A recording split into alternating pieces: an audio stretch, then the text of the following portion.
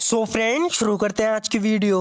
यहाँ पर ये बोल रही है कि मैंने अपनी छुट्टी कैंसिल करी क्योंकि मेरे पास पर्याप्त पैसा नहीं था। तो ये कहीं छुट्टियों पे जा रही थी लेकिन पैसे की कमी के कारण इसने अपनी छुट्टी कैंसिल कर दी। इसे हम इंग्लिश में ऐसे बोलेंगे, I cancelled my holiday because I did not have enough money.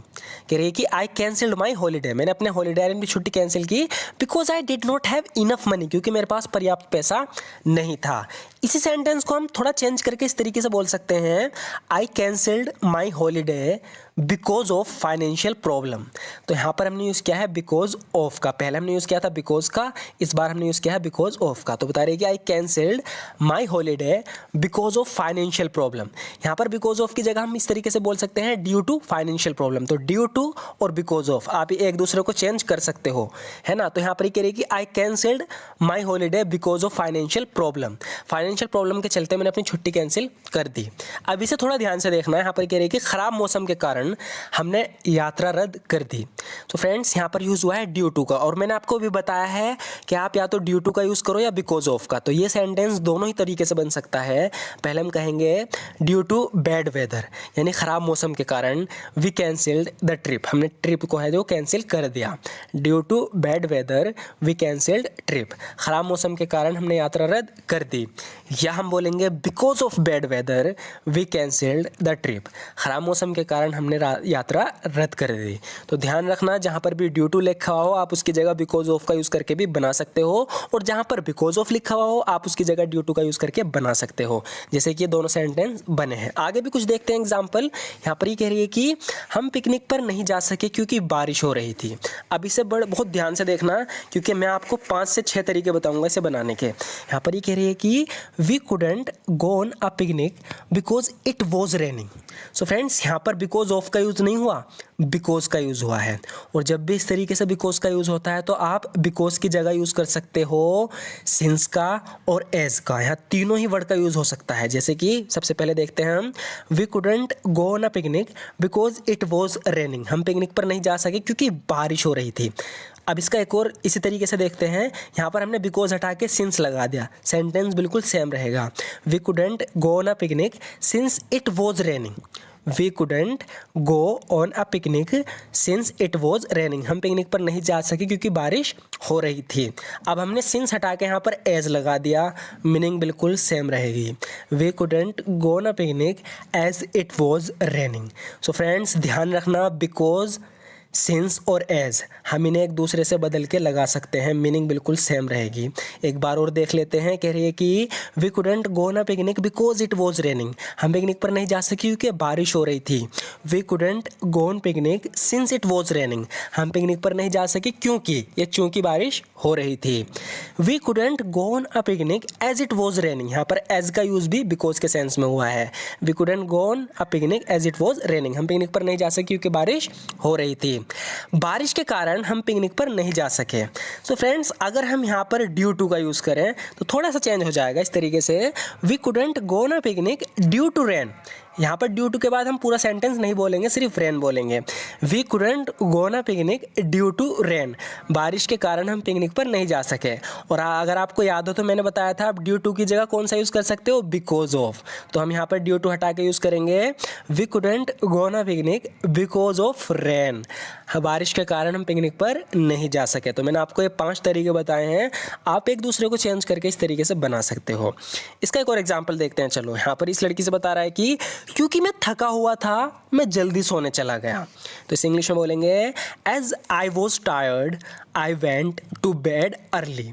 I went to bed early का मतलब है कि मैं बेड पर जल्दी चला गया, यानी सोने जल्दी चला गया। एज आई वॉज टायर्ड, क्योंकि मैं थका हुआ था। अगर आपको याद हो तो मैंने आपको बताया था कि हम एज की जगह सिंस का भी यूज़ कर सकते हैं और बिकॉज का भी।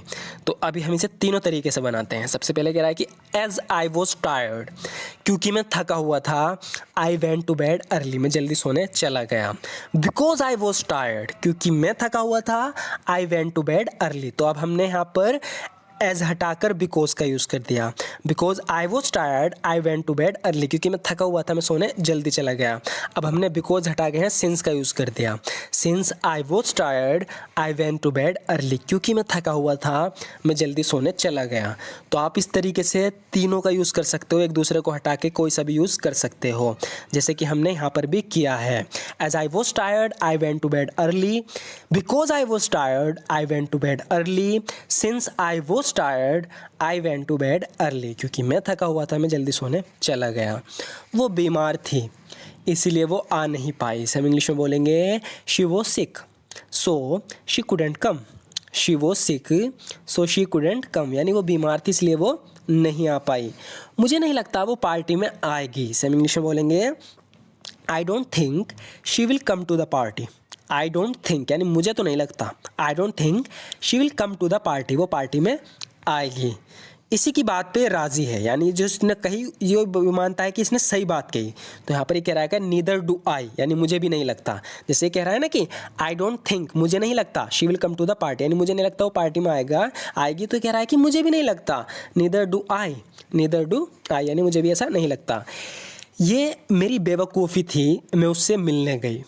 तो यहाँ पर ये किसी से मिलने गई थी लेकिन कोई इससे सही से बोला भी नहीं और इसकी बेइज्जती कर दी। तो इसे बहुत बुरा लग रहा है कि मैं तो इतनी दूर उससे मिलने गई थी और वो मुझसे सही से बोला भी नहीं, उसने हाय तक भी नहीं बोला। तो यहाँ पर ये बता रही है कि ये मेरी ही बेवकूफ़ी थी कि मैं उससे मिलने गई। इसे हम इंग्लिश में बोलेंगे it was foolish of me to go to meet him.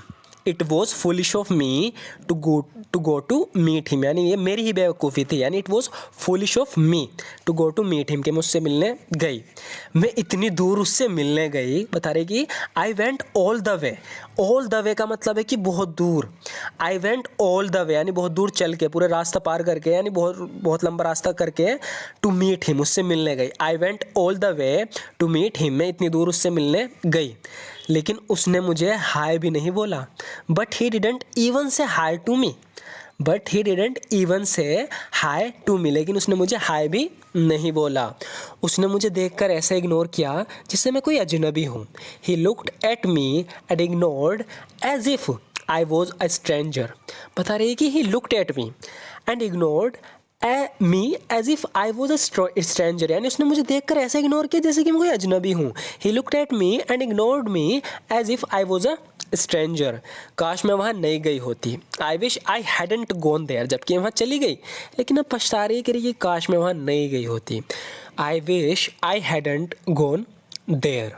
Next देखते हैं फ्रेंड्स, यहाँ पर ये बोल रही है कि जब वो तुम्हारा नाम सुनती है उसका चेहरा खिल उठता है।